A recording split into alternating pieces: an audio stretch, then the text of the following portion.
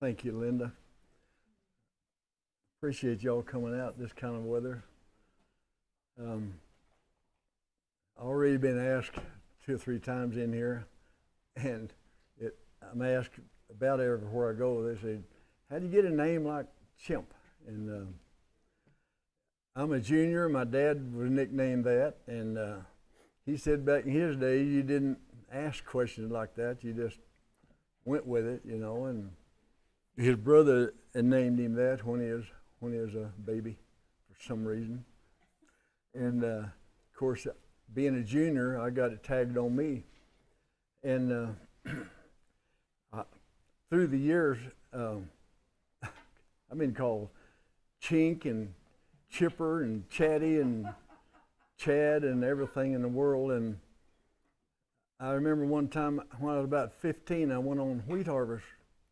You know how they start down in the south and go all the way to Canada, and way up in Nebraska, northwest corner of Nebraska, was cutting this old man's wheat, and he called me shrimp, and it made me mad. I thought, well, I called him Mr. Marshall, and he called me shrimp, but other than that, all the other nicknames I've been called, I never paid any attention to them. And when you're in the Army, it's Williams, Jones outside, you know, Smith, Thompson fall out. But I got in good with a big old black sergeant, and he liked me, and I liked him, and everybody's afraid of him because he's a big, highly decorated combat soldier, and old military crease fatigues and sharp. And he'd come in, and everybody's afraid they're going to get on detail. They'd duck down, and my dad always taught me, you know, he's just another man. He may be great in what he is. He's a soldier, but can he ride a bull, or can he jump out of an airplane, or can he write a book? You know, he's just a man. And that's the way I got around with him. But he'd come in the barracks and say, instead of saying Jones and Smith, he'd say, "Private Chimp, send me 3 men." So even he called me Chimp in the Army, you know. But I started not to tell this, and she asked me to, but my dad was a good cowboy, and all the family really liked him, and I can still hear people calling him, "Uncle Chimp's here. There's Uncle Chimp," you know. Well, I guess I'll tell it. They call, when I was little, it was Chimp and Chimpy. I was Chimpy to all the family, still am. Family reunion down Lawton every year is, "Hey, Chimpy," you know, and it don't ring a bell with me. That's what I've been known. But one time it has bothered me. I was in a bull riding over in New Mexico, a little old town. I didn't know anybody in that country. I was by myself. I was over there, and I knew the announcer. He was Richard Mosby from up at Clayton, and I just got on my bull, and he announced my name.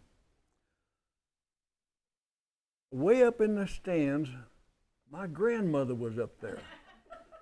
I hadn't seen her in years. I didn't know where she lived, but she heard my name. She wobbles off down there, comes down to the fence, and just as we was talking about, you know, how you have to exercise and be strong and all that to ride those bulls, and so much of it is mental. Biggest part of it is mental, but to show you how that mental part works, just as I got out on this big old black bull, I hear, "Chimpy!" And I thought, I don't know anybody over here. And I looked up at the announcer, and he was grinning I like that. And he announced me on the announcement, "Chimpy Robertson, shoot number 3. And I lost my concentration. And I looked over the chute and looked down there, and there's my grandmother, had her little long white skinny arm stuck through the fence with a white scarf that long, waving it, hollering, "Chimpy!" And everybody could hear that. And it just like it dropped the curtain on me. And I called for that bull, and I never did even see him. It was like a yard dart, head first, you know. About knocked me out, and when I hit, I was on my belly, and I raised up like this. My first thought was not if he's going to jump on me and kill me. My first thought was, dadgummit, grandmother. But then I didn't see her again for a whole bunch of years, but that was the only time that the name ever bothered me. My little mother, like I say, Dad was a cowboy, and they'd put these young cowboys way out on the backside of the ranch somewhere in a camp to check that end of the cattle every morning. Another camp was way off another way, and you wouldn't have to leave the headquarters and ride. And Dad told me, he said, we used to ride 15 miles, get off, and build a soapweed fire to warm up by waiting for daylight to start pushing cattle. But that's why those camps were way out there. You could check those cattle, and he'd get up and ride out at daylight and wouldn't come back till dark. Mom was about 17, a one-room camp with no running water, no bathroom, no electricity, and out there all day by herself. And she had an old Indian chief tablet and a wooden pencil, and she got to writing, making up stories up there by herself. You know, there wasn't any TVs or 7-Elevens to go to, and didn't even have a car. So she'd write, and she lived up till she was a little bit over 90 years old. And my sister down at Lawton, Oklahoma, called me and said, I was going through Mom's stuff, and I found a big old box of just some old stories she wrote. You want them? I said, yeah, I want them. I jumped in the pickup and headed to Lawton and got them. And man, there was some good little stories in there, little short westerns. And I thought, look at that, all that time. And there's old crinkled up paper, had been there 50 years, you know. But that's kind of where I got interested in writing. And I started out with newspapers and articles and magazine articles. And me and a bunch of guys, we'd go pheasant hunting, and I'd write a story about it and sell it. And we'd go trout fishing up at Gunnison, Colorado, and I'd write a story and sell that, you know. And one time the dirt was blowing up here at Delhart about 50 miles an hour. You couldn't see across the yard, you know. And there's nothing I could do that day, so I was in the house. Turned on the radio, and I heard the guy say, telling about this guy. He was in a little covered wagon, and a little team of mules had gone all the way from down in Texas all the way to New York World's Fair, was on his way back, and just came through Delhart. And I thought, man, that'd make a good magazine story. So I jumped in the pickup and headed to town. I didn't see him. I went on through town, and I knew he'd be heading south. I went all the way to Hartley and didn't see him. I turned back towards Dumas, went about 4 or 5 miles, and there he was. He'd pulled over in a big old flat bar ditch, pulled over against the fence, unhooked his little mules and tied them around on the south side out of the wind. And he was zipped up in this little old covered wagon. So I honked my horn, and he poked his head out and had a beard and hair and fringed clothes. He was a pioneer-looking guy. Name was Pioneer Jim Williams. That was his name. And so I told him who I was, and I wanted to know if I could visit with him about a story. And he said, yeah, come on in. So I get up in the wagon with him and had my little old recorder and my notepad, and I'd ask him questions. And I sold that to Horse Lovers. I got the front cover and several pictures in there, and was really neat getting to meet him. And that's how I started out, just writing little newspaper articles and magazine articles, and that Mortal Secrets is a mystery novel. I've never even read any novels, and I was working in a big retirement center over in Tahlequah, No, I'd already moved there. They'd moved me over to Stillwater. And this little lady, her son, I was telling James, I can't remember his last name, but he wrote the novel, they had a movie about it, The World According to Garp. His mom was in there, and her and I were good friends, and I'd visit with her. He'd come in real regular, and I'd get to talk to him, and I'd ask him about writing and stuff. He said, you can do that. And I said, man, I don't know. I've never even read any novels. I don't know about writing one. He said, oh, here, he got one of his books and signed it to me and said, read that, study it, see how I've laid it out. You can do that. So that's how it come me to try a novel. And that wasn't hard. I thought, man, a person can do that if they want to, because I'd always written nonfiction. It takes a little more work to do nonfiction. You got to research and make sure you're not making up stuff. And I like that nonfiction because of that. You can learn things about, and write, but the fiction, you can almost just sit back and lie up a storm. Make up stuff. And so anyway, I wrote one, and when it came out, he bought one of the first ones and had said, man, he signed that to me. I really appreciate that. And so I can't, y'all might remember his name, but I can't remember his last name. John something. Pardon me? I couldn't think of it. But he was a good guy, and he helped me get started on that. Talking about writing for Chris Ledoux, you can't do that nowadays. There's nobody in the arena. You got your judge and maybe a guy horseback, but you don't get in the arena anymore. Used to, you could stand all along the fence or sit down both sides, And I was in a rodeo up at Boise City one time, and in the bull riding, so instead of waiting outside, for 3 hours, we all sat along the fence here watching the rest of the events. As a little red-headed kid had gone to the store and bought a new hat, a new shirt, a new belt, new pants, new chaps, new spurs, new boots, new bareback rigging, everything brand new. Had it in a big old sack, and he come around behind the bucket chutes, dumped it out, and started putting it on. He never rode a bronc before. Had never been, but he put on all that stuff and stand around there, and they put his horse in the chute, and he'd just stand there, and I was sitting right, I could hear him. I was right there, and they said, get on him. Okay, and he gets on, and they said, put your hand in the rigging. He was saying, lean back a little bit, put your feet up. They're just telling him what to do. But he was frozen, he couldn't talk, and this one guy said, he's ready. Turn him out. Boy, he come out, he hung his knee on the gate, jerked him loose, and that first jump, his hands went up in the air, his feet went up in the air, and he balanced, he balanced on this horse's rump with his back. You couldn't have done that in 100 years. And he bucked all the way across the rim. This kid laying on his, flopping around. His boot came off, his hat came off. Something flew out of his pocket.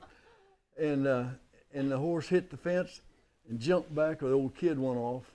When the horse set up, he jumped right on top of him and just hammered him. Bucked on out across there. Well, he was right here by me. No one even moved to help him. We just looking at him here, wandering around there. So he gets up, one sock dragging back about that far. He's dragging along here like this, and he got right in front of me. And because he'd hung his leg on the gate, the announcer said, offered him a re-ride. That little old kid's about to cry. Walking along, he just stopped right here in front of me. He looked up and said, re-ride? I don't want no re-ride. And I looked down and I said, you guys got a pencil or a pen? Yeah, here's one. I got a pack of cigarettes and I started writing, re-ride. Hat came off, boot came off, blah, blah.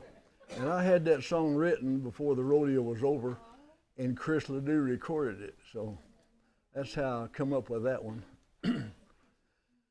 And on my other one with Jody the rodeo clown, I sent him a course of bull riding story, and he called me and said, "Man, everybody sends bull riding stories. Can you write something about a clown? Nobody ever writes about a rodeo clown." I said, "Yeah, I can do that." Wrote it and sent it, and he recorded it. And then, of course, Chris was a rodeo cowboy, a champion, world champion, but he wasn't hooked up with Capitol at that time. And they sold, his mom and dad traveled and sold tapes and CDs. His brother and sister sold them, and he sold them out of out of his rodeo bag. But later on, y'all remember Mo Bandy. His little brother, Mike Bandy, was a bull rider and made the national final with a good cowboy. Before I sent that to Chris, I sent that Jody the rodeo clown to Mike Bandy, and I said, "Mike, give this to, when you see old Mo, give this to him." It wasn't 6 months later, Mo Bandy come out with Bandy the rodeo clown. I thought, dang you. Not that he might have got the idea from it. He may never even seen my tape. I don't know, but it just kind of always got me that when Mike gave him that song, he come out with his own. But his was a big hit because he was with recording. And I was over in Dumas Rodeo one time. Morris Stephen had the stock, and they had a big old black bull they called Black One that no one had ever ridden. And he'd hook you, he'd stomp you, he'd fight you, whatever he could do. If you did ride him, you had to beat him to the fence. And he was a mean dude, and nobody had ever ridden him. And they were scared of him. A lot of them would turn him out. And I wasn't afraid of Black One. I'd get down on that big dude and pull my rope up and scooting up there. And I looked up, all the cowboys going out of the arena, walking along the fence. Clowns get up on the gate. And I look around, and nobody out in the arena. And I'm on this big old bull looking back at me like, "Come on, son." And guys were looking at me and said, "Turn him out, it's not worth it. Don't mess with him, he'll hurt you." I said, "Yeah, come on." Outside, we come out, my little traveling buddy, my rodeo buddy, was sitting here on the fence too. He wasn't a rodeo clown, he was just a cowboy. But the clowns was on the fence.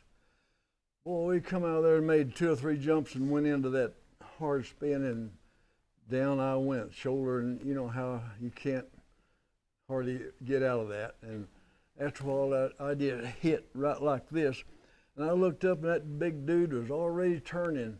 He was in the air looking me right in the face. I thought, golly.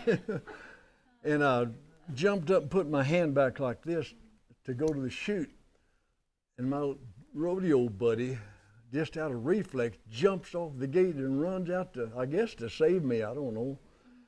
But just as he came out, the bull hit me, and our foreheads hit just like that, and just knocked us back, and that big old bull went right between us and went on, and we couldn't even wear our hats. They had a big old red, both of them had a big old red knot on our forehead. But anyway, those little kind of stories, I could tell a lot of them, but there's these rodeo book stories.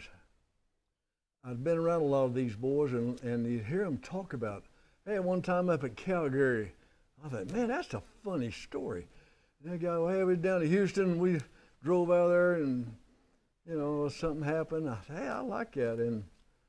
And they used to bunch up and drive a tank. One guy, they'd all sleep, and one drive one tank full out, and then he would crawl, another guy drive a tank full out.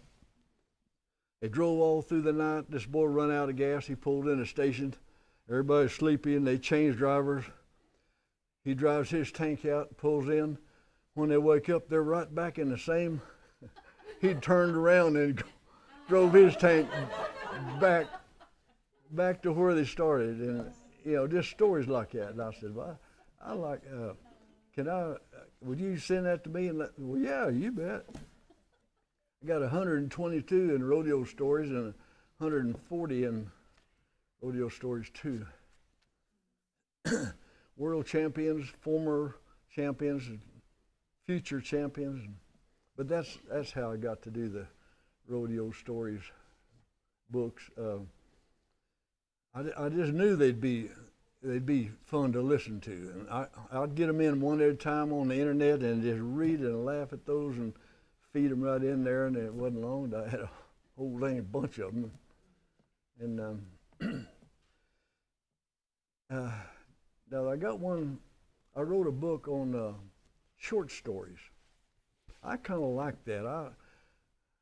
I might do more of that because my sister read my book and she said, I really like those, but they're so dang short. That's what it says on the title, short stories.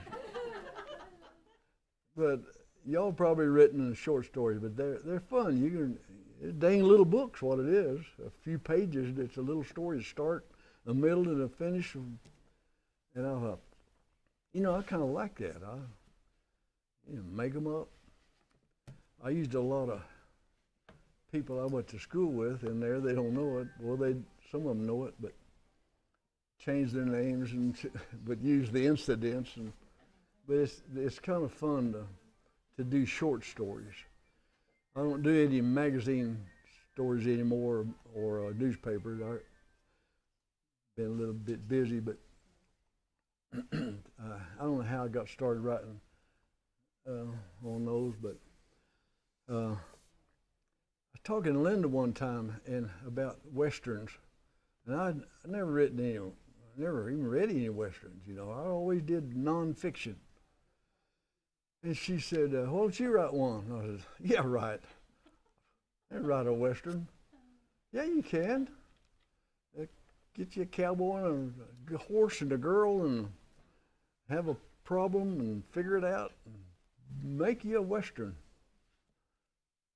Put a lot of stuff in, but make a story. I said, I don't know if I can do that or not. Yeah, you can, try it.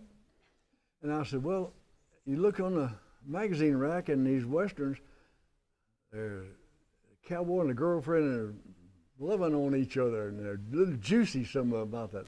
I don't know if I can write those big love westerns. Yeah. She said, well, Zane Grey, most of his, Louis L'Amour, they were just cowboy stories. I said, oh, well, never thought about that. It don't have to be juicy.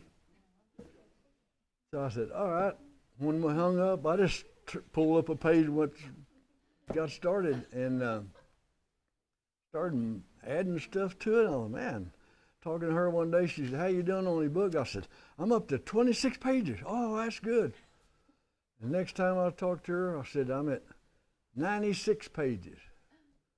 Good gosh, that's pretty fast. And then I wrote back and said, well, it was 69. I got it mixed up, but I'm still going along pretty good.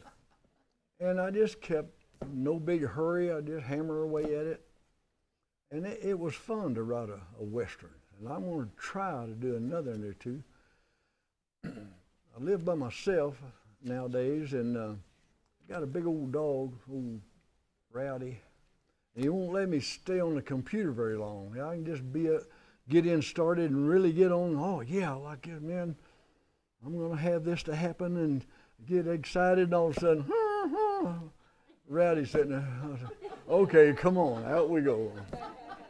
So he breaks my train of thought pretty regular, and about the time my feet go to sleep, he'll come on, let's go. So we go down to the barn, saddle up and ride off. And so he can keep me from staying hooked up very long, but still, just being there by myself, I can do a lot of writing. And a lot of times I'll wait till he finally gives up in the evening or late and curls up over there, and I say, all right, I can go do some writing now. Nighttime he don't bother me, but daytime I can't stay. I doubt more than an hour at a time till he'll come in there and say, come on, man. But this is my Western, Billy Howard and the Buckskin. And it was just the buckskin. I thought, man, I like it. I didn't thought that up. I thought, the buckskin. Boy, I was halfway through that book. And someone said, well, I got an old Army buddy down at, he's from, Indian guy from Montana, but he lives at Decatur. And he retired IBM, and I'd send him stuff, and he'd correct stuff for me and show me how to do things. And I sent him a picture of this, and I said, what do you think of that? And he said, the buckskin. Said, man, that's you. I really like that. He said, but is the book just about a horse? And I said, well, no, the cowboy Billy. And he said, well, why don't you put his name on there? People will look at that and think that the story's about a horse. And not everybody wants to read about a horse. We probably all do, I do. But not everybody would buy a book just story of a horse, unless it's Man of War or American Pharaoh or some great racehorse. So I put the cowboy's name on there. And I ordered one. I ordered 20 because I had guys say, man, I want one as soon as you get here. And I ordered 20. Then I ordered one for myself so I could bring it up here. And when I got it in, it was double spaced. I looked, what in the world? So I called up and they said, oh yeah, I caught that. We're fixing that, so it's not double spaced anymore. But Linda got one, double spaced. It looked like a school book, you know, kids. But anyway, it's done right now, 1.5.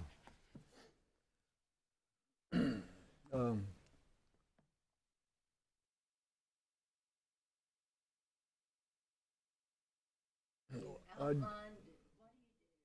just fixing to say that. I'm trying to figure out how each one of those. And I was talking to James about this. The big authors write how-to books. They sell probably more of those than they do some of them. But I buy them. I bought a lot of them. You know, how to do this, how to do that. And I've always wondered about this. And heck, there's two schools of thought on it. Do you start your story with dialogue or description? You start telling, okay, here's these people is doing this and doing that. Well, that's okay either way, because you kind of get an idea of what the story's about before they start talking. But a lot of the big boys tell me, start that thing, hammer away right there about with dialogues. And I was telling him, I can't remember this lawyer's name. He's from Tulsa, and he'd never written a novel before. And his first one was a monster hit. And so I went to Walmart and bought that book. I wanted to see how he did that. And he started off the first sentence, because like I say, he's a lawyer, a trial lawyer, and that's kind of his life and mentality. But his first sentence was, he'll walk. What? Well, he's talking to another lawyer. It don't make any difference what you say. He's out of here. He'll walk. And I thought, I like that. That's how it started. He'll walk, and it got my attention. And so I try to do that. Try to start with dialogue, but I've got some that are not. It don't hurt to tell a little bit about what's going on before they start talking.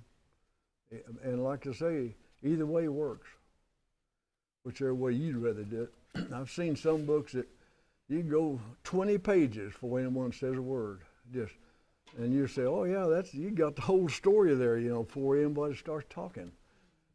And they're a good selling book, so I guess it's okay. But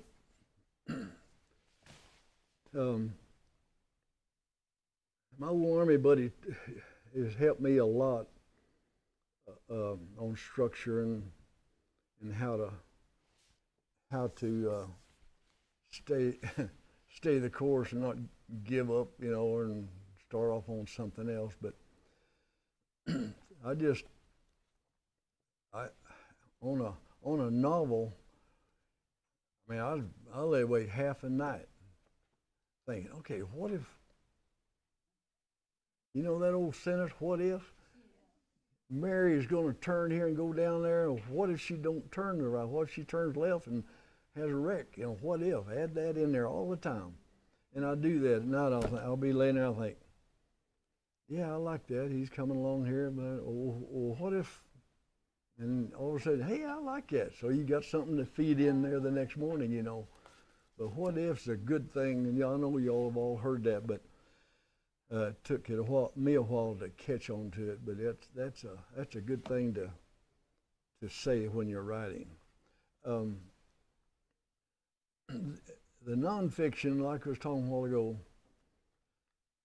I like to do that because you can learn a lot, but there's a lot of research. You know, if you're going to get it right, you can't tell about someone doing this and it's not even true. You have to find out, research those stories. And but on the fiction, you don't. Now,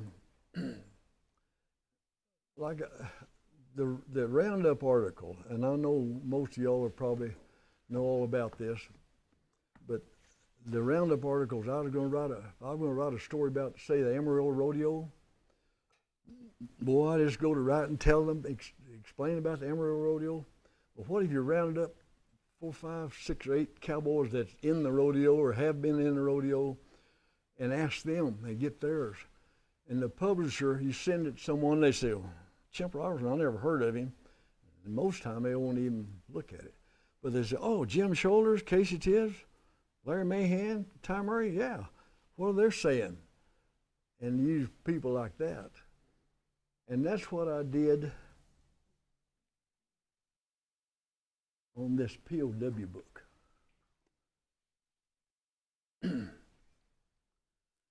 I've got, I know, you know, I wasn't in Vietnam. I was too old and fat to go to Vietnam. Back then, they wanted to kill those 18-year-olds and 20s. And that's who they were taking, not guys like me. But I got a whole page of people that I ask the same 4 questions. 2 columns of names, and presidents, senators, combat veterans, everybody, Ollie North. Asked them all the same question. It's really neat. They answered them different ways. All these same, and all of a sudden I was having stuff coming in of them. And I was going to do a magazine article, and it got so big, I thought, hey, let's just keep going. So my publisher set up a live open mic 1-hour radio program. And he called me and say, at 9 o'clock, you're gonna be talking to someone in Seattle. They'll call you, or 2 o'clock, someone in Florida. Okay, I did 77 of those. And I was on Ollie North's program for a year. Or, I wish I was 1 hour, and really neat to visit with him. And in those 77 hours of open mic all across the USA, I sweated that. I thought, man, what are they gonna say when he said, call in if you have a question, all over. And I really worried about that. And out of all those interviews, radio interviews, only one bad question about these Vietnam prisoners of war. But one old boy, he said, it made me mad when he said it, because I mean, how do you know what you would have done 20 years ago? His question was, what would you have done about Kent State? Remember that, when they got these young National Guard boys, and you know, I've been in National Guard after I got out of the Army. I spent 6 years, and a lot of the people in the Guards are town guys. They're a lawyer, they're a farmer. They get that little check or keep out of the Army from it. And not all good soldiers in the National Guard. There's just people like us. And here they turned the National Guard loose on that big student riot there, you know, at Kent. And here's a kid that, you know, he'd never been in combat. He probably he probably fired a rifle in rifle range, but, you know, he just lost it and shot some of them. And he asked me, what would you have done, Kent State? And I said, man, I don't know what I would have done. How do I know what I would have done 20 years ago? You know, that happened like that, and here they come at you, and you got a loaded rifle. They shouldn't have given them ammo anyway, but I didn't know how to answer it other than saying, I don't know how I would have done it. And next question. It got rid of him. Because I thought, I don't want him be jawing at me, you know, about that. Why do I know what I would have done at Kent State? I don't think I'd have shot a student, but, you know, nobody knows. And I didn't either. And I told him that. And then I said, next question. And Ollie just clicked him off and went to someone else. But when I was over in Tahlequah, Oklahoma, I worked for a large retirement center, marketing director. And it was independent living like us, assisted living, and total care, all three. It's a big old place. 244 people from 23 states. A good mix of retired preachers, retired teachers, retired military, retired, all kinds of people. And I really liked that. And every day about 3 o'clock, the place had a grocery store, a cafeteria, a chapel, a big hall called the Great Room for meetings and things. And every day at about 3, the men, a bunch of them would come down. There'd be 4 or 5 tables of guys sitting around drinking coffee and talking. Coffee's free anytime, and we'd all sit. I'd go down there if I wasn't out on the road promoting. I'd go down with them, and I got to listening. There were a lot of veterans, and I found out that there were 45 veterans living at that village, 5 World War I veterans.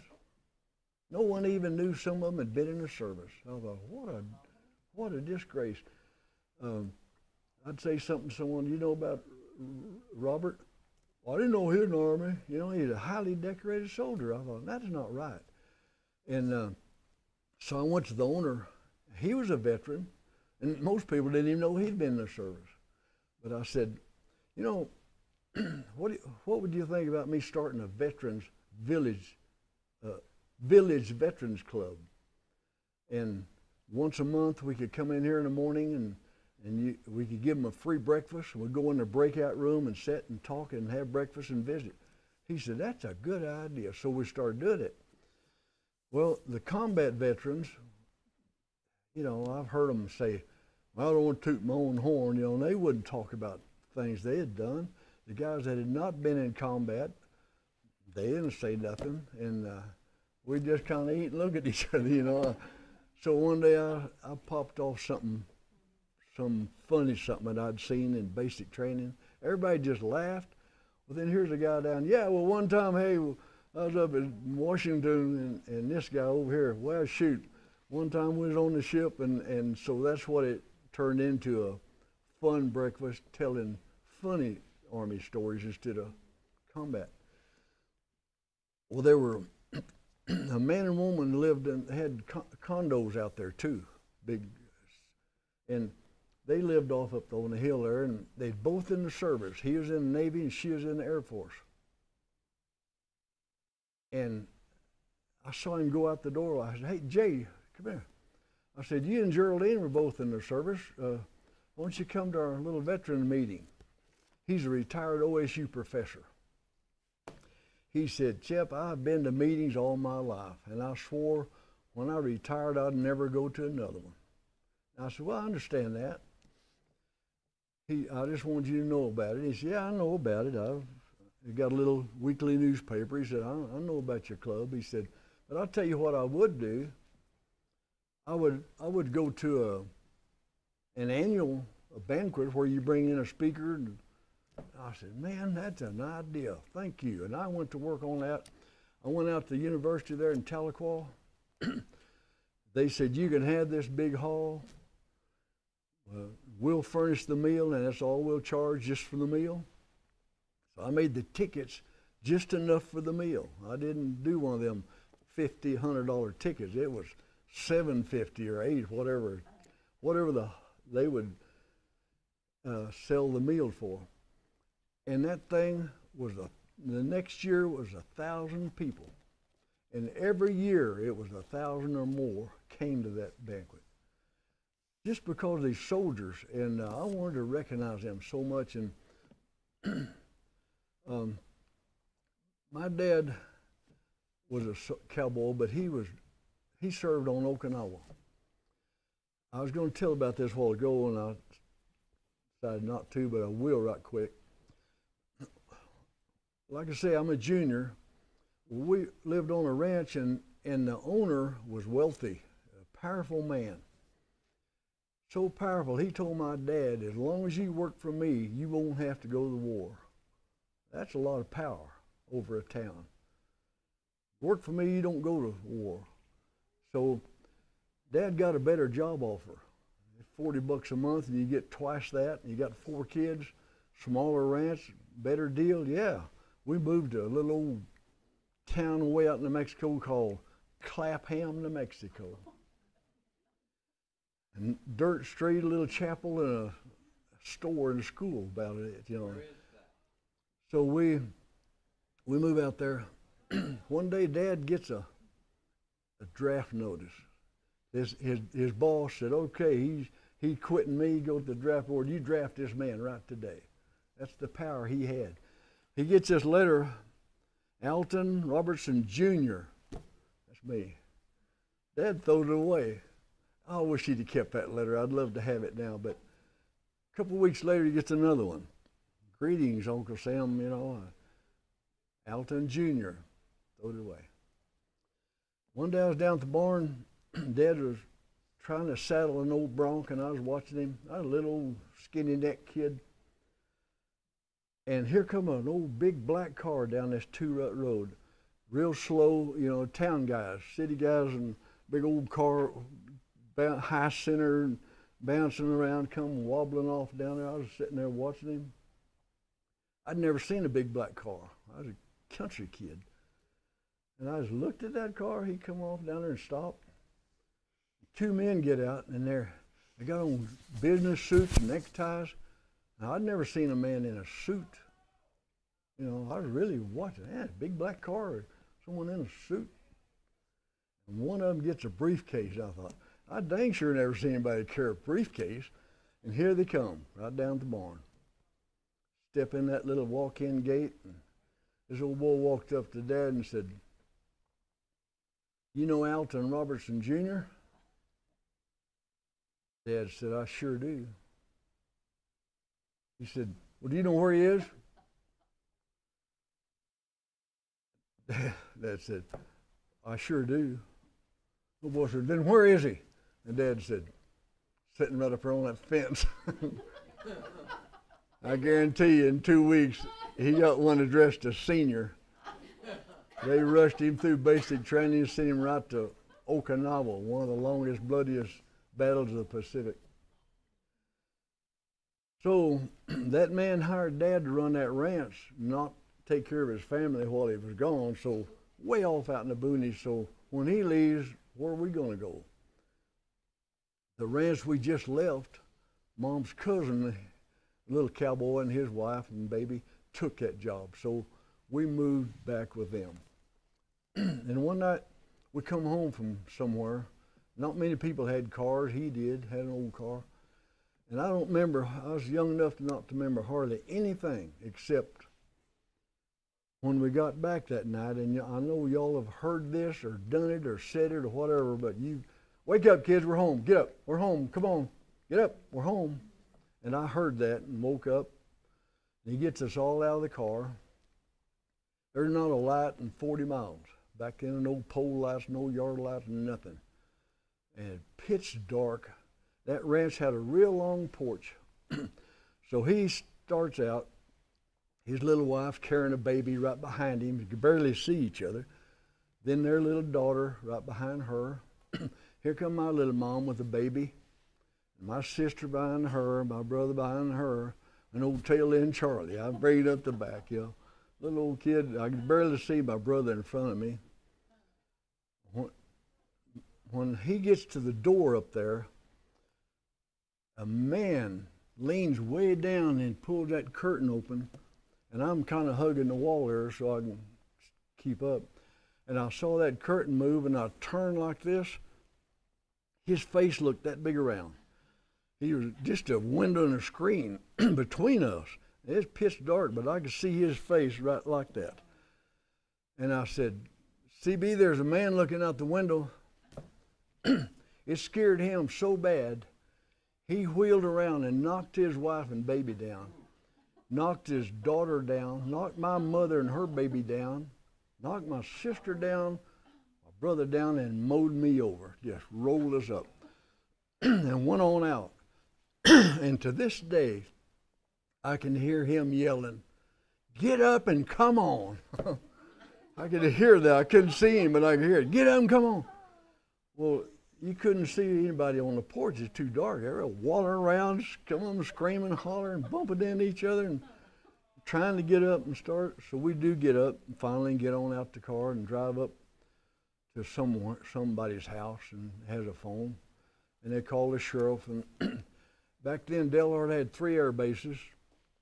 East Air Base, the main air base there by town, and the West Air Base. They housed German prisoners of war out there. And we didn't know it, but there were 18 escaped German prisoners in that old dark house. And I've wondered all these years, you don't walk in back then and just flip a light on. You have to make your way across there to the table and lift the globe and strike a match and light and put your globe on, you know, and then it kind of lights up. What if they'd have just stayed real quiet? And we'd all shuffled in the old dark house and shut the door, and we'd have been in there, and CB to turn that light on, and they'd have captured us. I've always wondered, what if they'd have pushed everybody in a room with a guard and these 2 young women? What would have happened to those 2 young women? Those 18 prisoners of war. I've thought about that a million times. Then I also thought, well, what if, another what if there, but what if these young guys are in there laughing their heads off at all this and screaming and flouncing around out here, stumbling and bumping into each other? What if it had been that way instead of? Because American prisoners try everything, if they're strong enough and have a halfway chance, will try to escape, and that's the only thing they did, try to escape. So maybe the good would have happened, I don't know. But they called the sheriff's office, and he called the airport, and they flew out the next morning, spotted them, and sent a truck out and got them. So anyway, that's all I'm going to say now. I'll talk about, you want to take a little break now? And I'll talk about this book next.